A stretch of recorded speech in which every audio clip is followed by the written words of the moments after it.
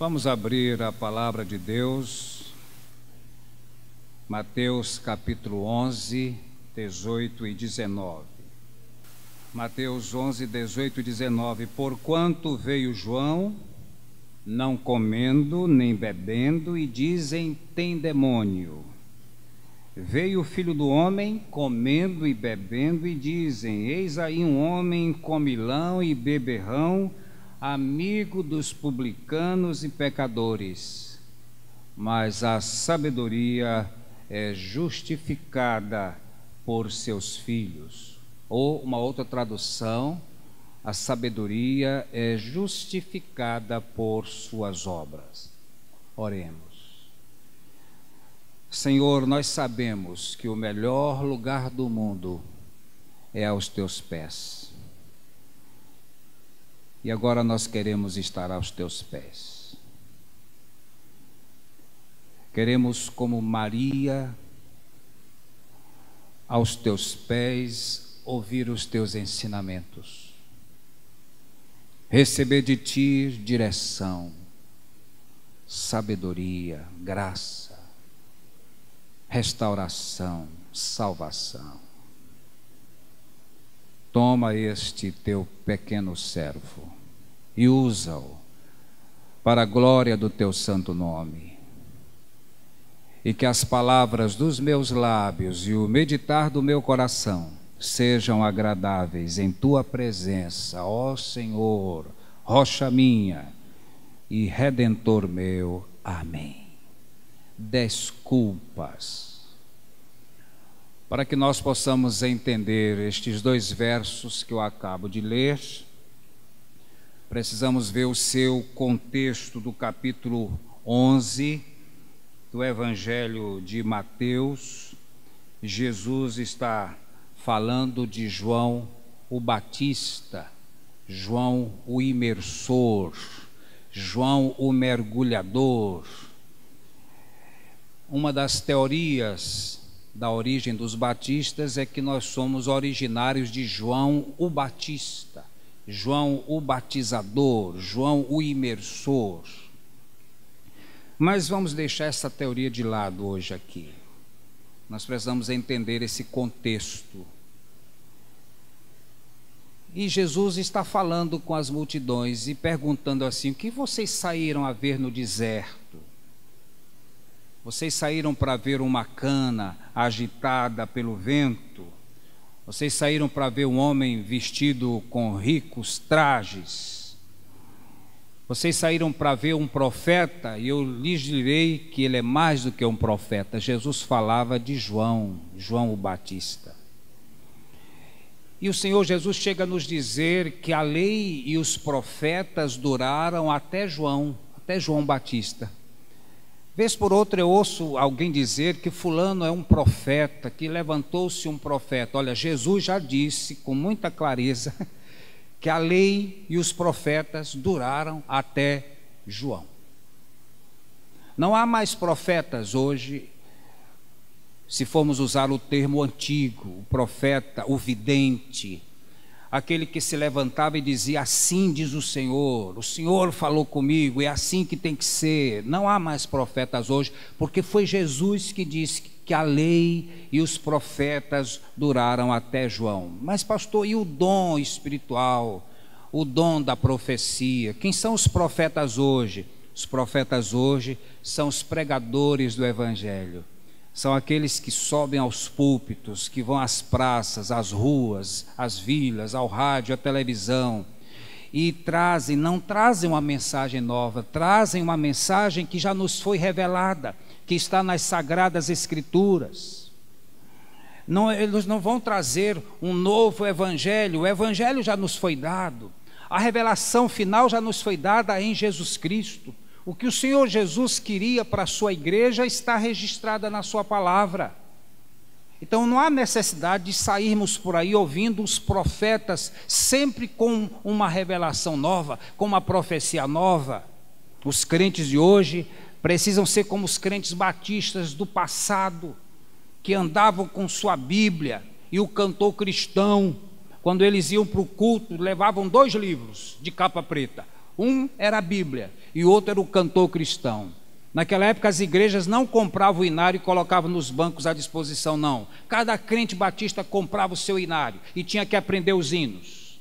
E nós aprendíamos aqueles hinos. E nós estudávamos as Sagradas Escrituras. E quando os pregadores nos transmitiam a palavra, nós íamos consultar nas Escrituras para saber se aquela palavra, se aquele profeta do Senhor, o que está transmitindo, está de acordo, está em consonância com as Sagradas Escrituras. Então Jesus vem e diz assim: vocês saíram a ver no deserto, vocês saíram a ver um homem cheio de ricos trajes, um homem erudito, um homem assim, um homem assado. E Jesus vai dizer: este homem é mais do que um profeta. Ele disse: dos nascidos de mulher, ninguém foi maior que João Batista. Nunca ninguém recebeu um elogio maior do que este, do que aquele que Jesus fez a respeito de João Batista. Dos nascidos de mulher, nenhum foi maior que João Batista. Mas parece que Jesus destrói o que diz, quando no mesmo versículo diz assim: mas o menor no reino dos céus é maior do que ele. O que Jesus queria dizer com isso? Queria dizer que a velha dispensação, todos os profetas que duraram até João, são menores do que qualquer pequenino servo de Deus que vive hoje numa nova dispensação, a dispensação da graça, da bondade, da misericórdia de Deus. Ninguém foi maior que João Batista, mas o menor no reino dos céus é maior do que ele. Por quê? Porque não está mais debaixo da velha aliança. Nós estamos agora debaixo da nova aliança, a aliança que Cristo trouxe.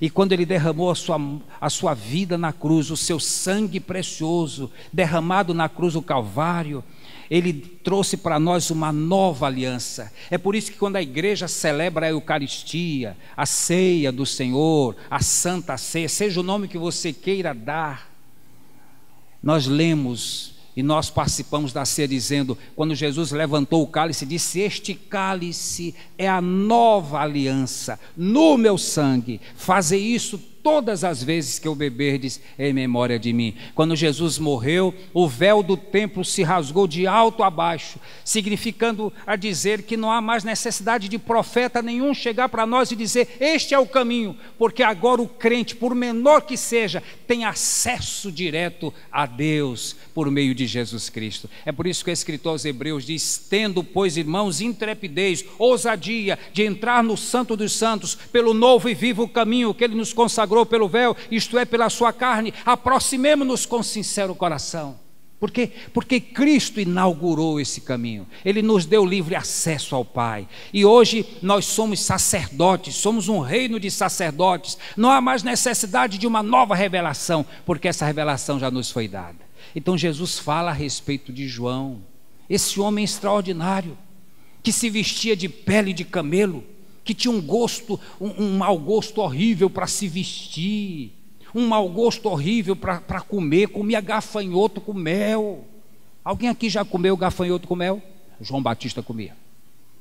As roupas horrorosas. João Batista não andava na moda, e João Batista não procurava os holofotes, ele não queria estar na mídia, ele não chamava atenção para si, ele não andava de jatinho, não cobrava para pregar. João Batista ia para o deserto, e enquanto estava no deserto, as multidões iam atrás dele. Esse foi o homem que Deus escolheu para preparar o caminho do Messias, e ele é chamado de a voz. Eu me lembro do grande cantor Frank Sinatra. Eu mesmo gosto de algumas músicas dele, e eu canto algumas músicas de Frank. Eu nunca mais cantei, eu não vou cantar aqui no culto, mas há em ocasiões especiais aí que eu canto. Não se escandalizem com isso. E uma das músicas preferidas de Frank Sinatra é My Way. Frank Sinatra era chamado de a voz, por causa da sua belíssima voz. Ah, mas se as pessoas soubessem que houve um outro homem que foi chamado de a voz, não porque cantava, mas porque pregava o lídimo evangelho de Cristo. E sabe qual era a mensagem do Batista? Não era uma mensagem para agradar os ouvidos não, viu? As multidões chegavam diante dele para serem batizadas, ele chamava as multidões de raça de víboras. Quem vos chamou a isso? Produzir, pois, frutos dignos de arrependimento. Qual era a mensagem de João Batista? Está posto o machado à raiz da árvore. Toda árvore, pois, que não dá fruto, ele corta. A mensagem de João Batista não era para agradar os ouvidos. Parece que os pregadores modernos estão muito preocupados em trazer uma mensagem politicamente correta, que não fira os ouvidos de pessoas que são do século 21. Então este João Batista, que se vestia de forma horrorosa, que tinha um mau gosto para comer, foi chamado de a voz, o precursor, voz do que clama no deserto, preparai o caminho do Senhor. E ele cumpriu com fidelidade o seu ministério. E Deus falou com ele: aquele sobre quem repousar o Espírito Santo, este é o Messias. Aí um belo dia, vem Jesus andando, e o Espírito Santo repousou sobre a cabeça de Jesus em forma de pomba, e João viu isso. E João chamou a atenção dos seus discípulos, porque João Batista tinha discípulos. E ele disse assim: eis o Cordeiro de Deus, que tira o pecado do mundo.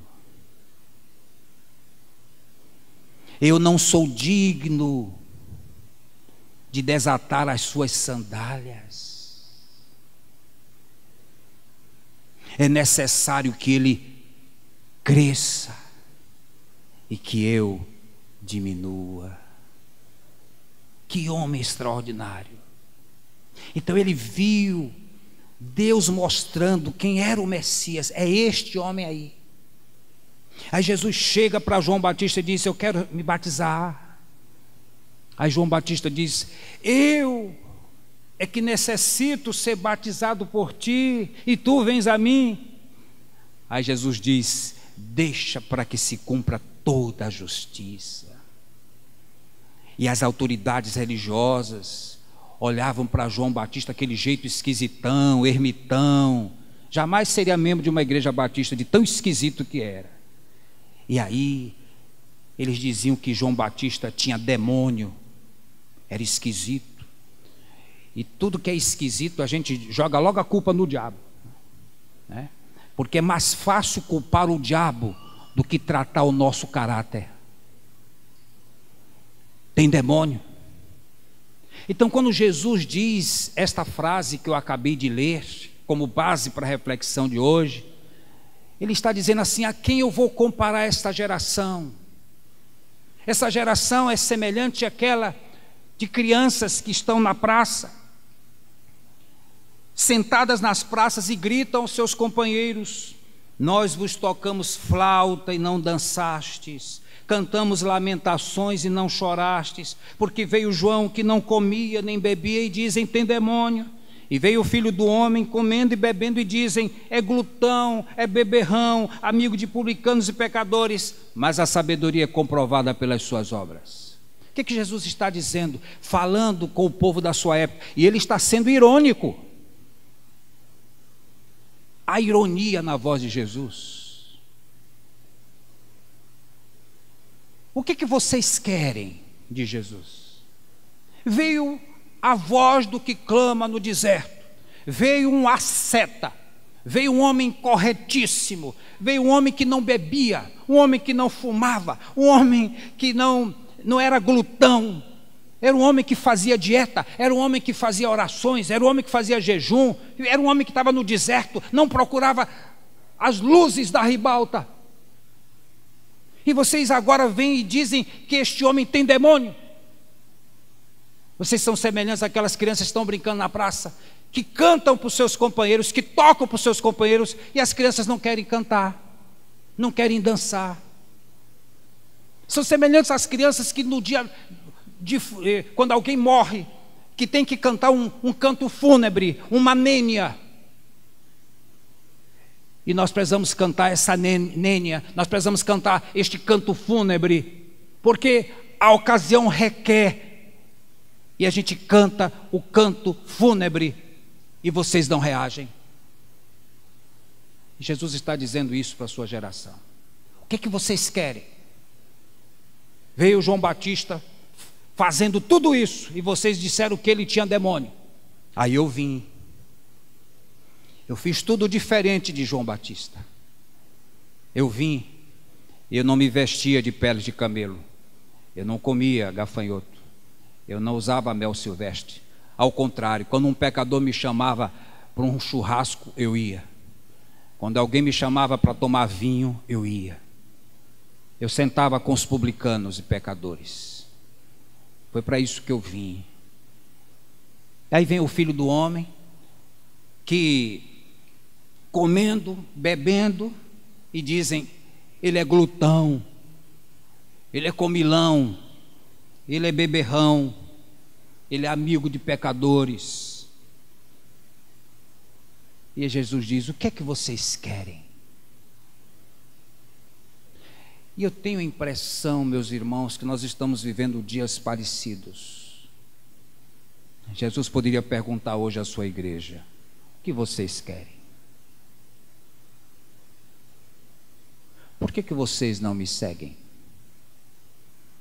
Por que não me obedecem? Vocês ainda têm dúvidas sobre minha identidade? Vocês ainda têm dúvidas quem eu sou? Porque João teve. Aí Herodes mandou prender João. João foi colocado num cárcere imundo. Sabia que ia morrer. E lá no cárcere bateu uma dúvida, uma inquietação, uma tristeza. Meu Deus, será que eu fiz as coisas certas? E todo líder passa por isso, viu? Tem horas que dá uma vontade de jogar tudo para o espaço, de largar tudo. Fiquem aí, sigam o seu caminho que eu vou seguir o meu, né? E João Batista chegou nesse estágio. Ele teve dúvidas a respeito da identidade do Messias. Então ele chama 2 dos seus discípulos, vão lá perguntar para ele. E a pergunta está lá em Mateus 11, 13. E hoje pela manhã eu disse que eu uso este versículo muitas vezes. E os discípulos de João chegaram lá e perguntaram para Jesus, és tu aquele que havia de vir ou temos que esperar por outro? E eu disse hoje pela manhã que quando eu marco com alguém, uma determinada pessoa, determinado horário, e a pessoa geralmente não chega, porque vocês sabem que eu gosto de pontualidade. Culto nesta igreja tem hora para começar e para terminar. Todas as coisas onde eu estou à frente, a gente começa no horário, e vocês sabem disso. Minha mulher perguntou por que eu não nasci em Londres, mas em Codó, no Maranhão, não sei, desígnio de Deus. Eu queria ter nascido em Londres, mas Deus disse, vai nascer em Codó. Porque ela disse que eu sou muito britânico, eu gosto de pontualidade.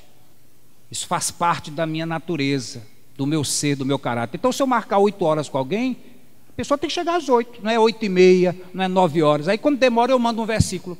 És tu aquele que havia de vir, ou eu tenho que esperar por outro? Geralmente a pessoa chega em 5 minutos, né? E João mandou seus discípulos fazer essa pergunta para Jesus.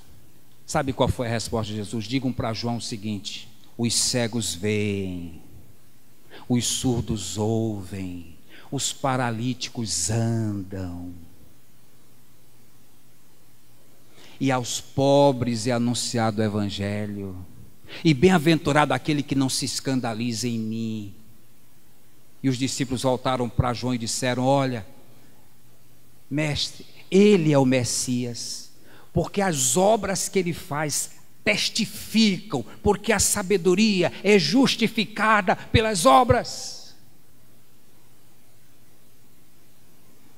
Então por que que o povo de Deus, que já identificou que Jesus é o Messias, não o obedece? Ainda há crentes que dizem: eu não sou dizimista, porque dízimo é do Velho Testamento. Quando alguém me diz isso, aí eu digo assim: então nós não podemos mais usar o Velho Testamento. Nós não podemos mais usar o Salmo 23, não podemos mais usar o Salmo 121, vamos ter que tirar toda a história do povo de Israel, nós não podemos mais ler o livro de Provérbios. É isso? Porque a Bíblia de Jesus era o Velho Testamento. Desculpas. Eu não tenho ido à igreja porque eu estou sem carro. Ah, que saudade dos crentes do passado, que iam a pé para a igreja levando a Bíblia e o cantor cristão. Os crentes da época eram pouquíssimos os que tinham carro. Iam a pé, iam de ônibus, iam de jegue, iam de carroça, mas iam.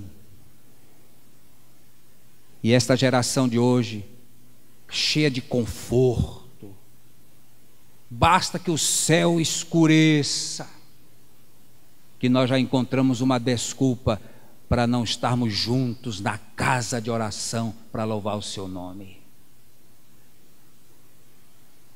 Nós não reconhecemos mais o Messias, não sabemos quem ele é, as nossas coisas têm prioridade, as nossas coisas, os nossos negócios têm prevalência.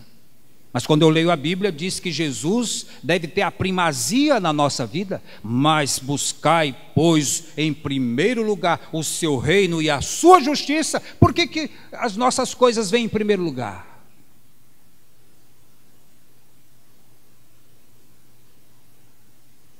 Eu conheço muito crente que nega a existência de Deus na prática. E Jesus disse para os discípulos de João: digam isso a ele, digam que vocês estão vendo, que vocês reconhecem que eu sou o Messias. Nós que já reconhecemos Jesus como Redentor, Salvador da nossa vida, o que nos compete fazer? Obedecê-lo. Ele disse: ide por todo o mundo, ide, fazei discípulos de todas as nações. E o povo de Deus hoje não faz discípulos. Quem tem que fazer discípulo é o pastor. Nós não obedecemos, achamos que isso não é tarefa nossa. Temos uma dificuldade tão grande de falar de Jesus a alguém, de discipular alguém. Nós não temos tempo, é muita pós-graduação que nós temos que fazer. Nós não temos mais tempo para Jesus, não temos mais tempo para obedecê-lo. Jesus poderia olhar para a sua igreja e perguntar: o que é que vocês querem? Irmãos, no ministério dessa igreja, eu já ouvi tantas coisas. Eu me lembro que nós usávamos um templo antigo, uma cabana de madeira neste lugar. E naquela época eu disse: irmãos, vamos construir um novo templo para a honra do Senhor. E a resposta da liderança foi esta: não, nós não podemos nos descapitalizar. Nós não queremos que esta igreja cresça, estamos muito satisfeitos com como ela está.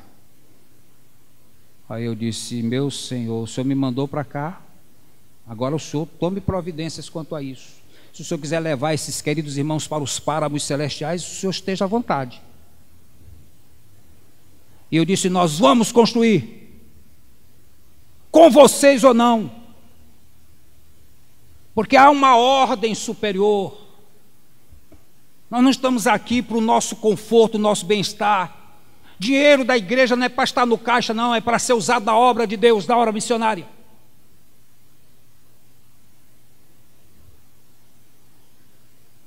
E aí nós começamos essa construção. Lembram os mais antigos? O que é que eu ouvia? Isso é uma obra faraônica, um absurdo. Esse pastor é de Macedo da vida, megalomaníaco, metido a besta, gás com água. Não diziam para mim, mas a gente ouvia depois os comentários. Mas nunca ninguém chegou para me dizer isso. É uma obra megalomaníaca, um absurdo. Aí nós começamos aqui. Que dificuldade, irmãos. O povo contra, o tempo todo contra. Não vamos contribuir. Sou contra isso. Até hoje há membros nessa igreja que são contra tudo.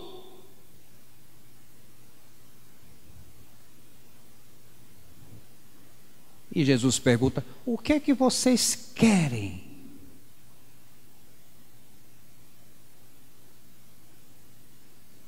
Vocês estão falando de Jesus para alguém? Não. São dizimistas? Não. Cooperam para o crescimento da igreja? Não. O que vocês querem?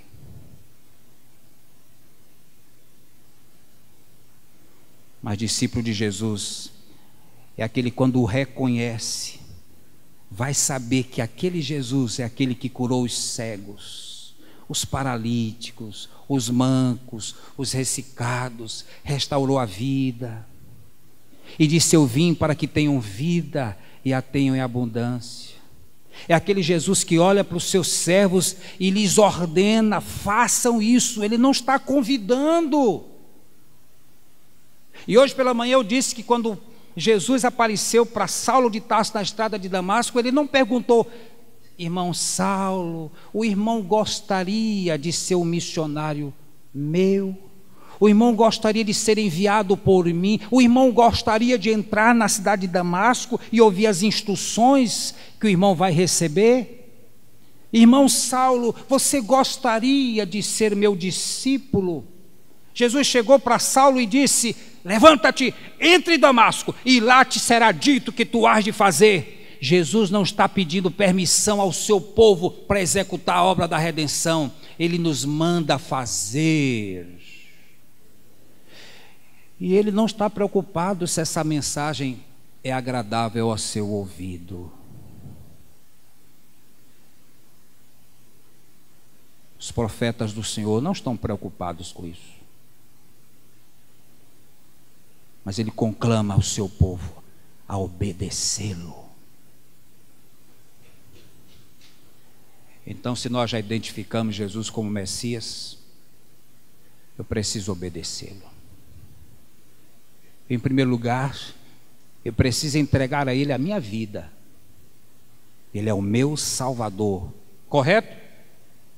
Ele é o meu Salvador. A Bíblia diz: e não há salvação em nenhum outro. Não é Maria que salva, não é José, não é Bárbara, não é Santana, não é o Papa, não é a Igreja Católica, não é a Igreja Batista. O nosso Salvador é Cristo. Ele disse: eu sou o caminho, a verdade e a vida. Ninguém vem ao Pai a não ser por mim. Então eu tenho que reconhecê-lo, que Ele é o meu Salvador, pessoal, único. Ele não divide a sua honra com ninguém. É Ele e somente Ele. Em segundo lugar, isso é mais difícil, eu preciso reconhecê-lo. Além dele ser meu Salvador, Ele é meu Senhor, Ele é meu dono, meu proprietário. Eu sou escravo dEle. Quando nós lemos as epístolas de Paulo, ele começa dizendo: Paulo, servo de Jesus Cristo. A palavra grega é doulos. Servo, escravo. Eu estou aqui, eu sou servo de Jesus Cristo. Eu quero fazer o que Ele quer que eu faça. E eu preciso me render a Ele. A minha casa não é mais minha, é dEle. O meu carro não é mais meu, é dEle. O dinheiro que está depositado no banco não é meu, é dEle. É assim que os servos dEle têm que ser. Você não se pertence mais. Você é de Jesus. E quem é servo de Jesus precisa obedecê-lo. Ele já nos deu provas inequívocas de que Ele é o Messias, que Ele é o Salvador do mundo, que Ele é o Redentor, mas Ele é nosso Senhor. E eu não digo: Senhor, eu vou fazer isso. Eu preciso perguntar: Senhor, o que Tu queres que eu faça? E quando o Senhor fala, a gente obedece. A gente não questiona. Talvez vocês não saibam disso, mas eu estava na igreja de Monte Castelo servindo ao Senhor lá por 10 anos e o Senhor me mandou vir para cá. E eu disse ao Senhor: eu não quero ir, eu não vou me dar bem lá. Tem uma liderança que eu vou entrar em choque logo na chegada. Mas o Senhor disse: você vai. Eu disse: eu vou, mas eu vou contrariado, mas vou, porque eu sou servo. Eu tenho absoluta certeza que se eu tivesse permanecido naquela igreja, eu teria metido os pés pelas mãos, porque lá não era mais o lugar que eu deveria estar. O meu lugar era aqui, vocês gostando ou não. É isso, irmãos. A quem eu vou comparar esta geração? Pergunta o Senhor. Vou comparar como aquelas crianças que brincavam e diziam: nós cantamos canções alegres, vocês não se alegraram. Nós cantamos canções tristes, vocês não choraram. Mas Jesus quer que a sua igreja, que a sua geração seja uma geração de servos, não de artistas, não de astros, mas de servos. Que possam dizer como grande João Batista a respeito de Jesus: é necessário que ele cresça e que eu diminua. Então, quando nós reconhecemos que Jesus é o nosso Salvador, e nós não temos dúvida disso, a Ele entregamos a nossa vida. E quando nós o reconhecemos como Senhor das nossas vidas, nós dizemos: Senhor, o que Tu queres que eu faça? E aí eu quero dizer para Jesus: Senhor, onde é que o Senhor quer que eu sirva? Aí eu quero que você sirva lá na Igreja Batista do Calhau. Então, quando você chega aqui e escolhe esta igreja para servir, lembre-se, você veio para servir, não foi para ser abençoado, para receber uma mensagem de Deus no seu coração e você ficar sentadinho aí na poltrona, no ar-condicionado, só recebendo as bênçãos de Deus. Levante-se da sua poltrona e sirva a Jesus. Se você não gostou,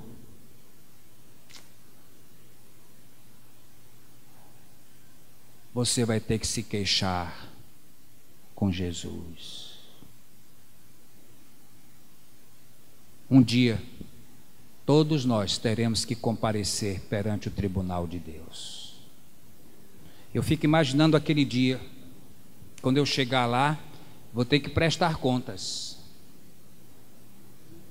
E lá eu vou ver as vidas que foram salvas para Jesus pela instrumentalidade deste obscuro pregador.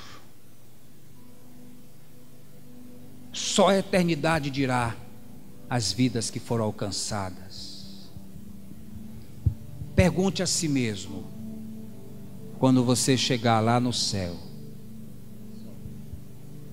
e estender as suas mãos e olhar para as mãos cravejadas do Senhor, e Ele perguntar: o que é que tu tens em tuas mãos?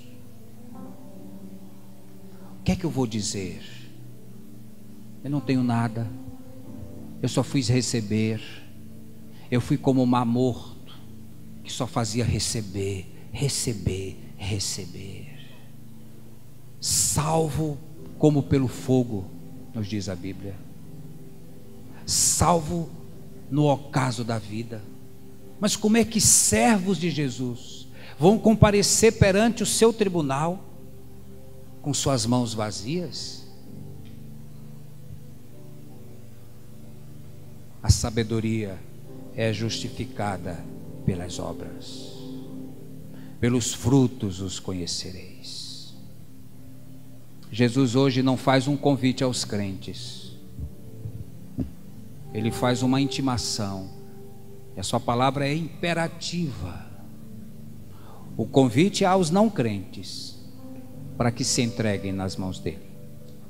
Mas aos crentes é para o serviço.